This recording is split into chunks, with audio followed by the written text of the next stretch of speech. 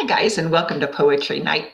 I want to share with you tonight my favorite kind of poetry, which is picture poetry. Sometimes it's also called concrete poetry, but it's writing a poem. They don't rhyme, but it's writing a poem using a picture. So I'm going to show you a few that I made for the book that I'm making of my picture poems.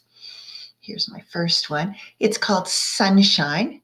There's the title in the middle. And then I use describing words, adjectives, to go around and describe sunshine. Things are growing. It's hot out. It's daytime. It's warm, happy, playing. Don't look because we don't look at the sun. Sunglasses and recess. I used watercolors on this one. Here's my little Lego poem. And I wrote the title, which is Legos, and put that on his chest. And then I wrote things that describe Legos: building, new kits, birthday gifts, creative, fun. And here's one I did with a snowflake. So I drew a snowflake and then I wrote, fun playing, so cold, each one's different, falling snow, school's out. And here's a flower one that I did. And the flower one's the one I'm going to share with you tonight. So if you are doing this project, what you will need is you'll need some paper and you'll need something to write with. A Sharpie would work really well. A pencil would work. I'm using a pen that's like a Sharpie, okay? And the reason I like it is because a Sharpie or a permanent pen, I can watercolor over after I've done my writing. Okay, and I'm just going to draw a simple shape.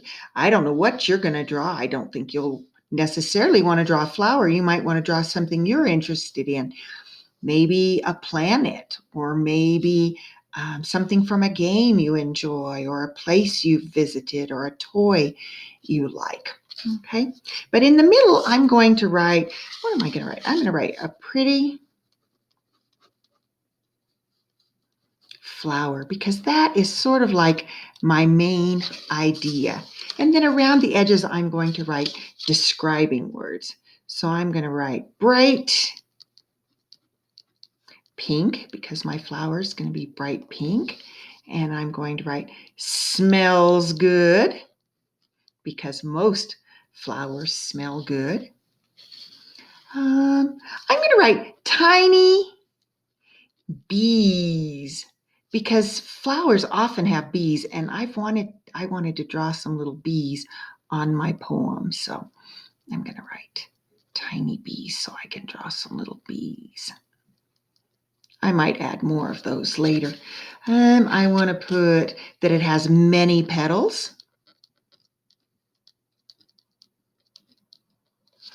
I want to write that it's delicate. A flower like this is a delicate flower. If you shook it, the petals might fall off. I'm going to write that it's short and sturdy, because this is a flower that's low to the ground. Okay, and then when I'm done, I want to be sure and color mine, because that's kind of the part of the fun for me. You could color yours with markers, crayons. If you have watercolors, you could for sure use your watercolors. That would be beautiful. You could also just leave it black and white, but I like mine to have some color. So I'm going to color with my bright pink.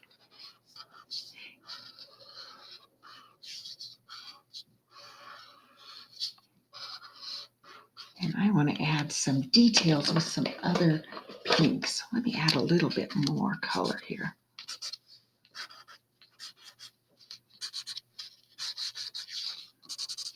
And in the center, I want to draw some little flowers to give it a little bit of detail. And I want to color in its stem.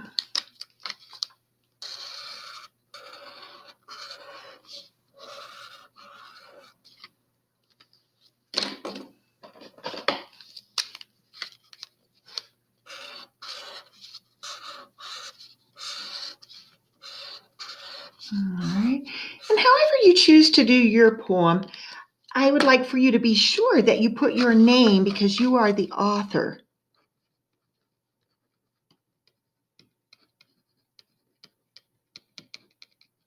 I want to add just a little yellow to my bumblebee here. And maybe a little yellow in the center of my flower too. Right.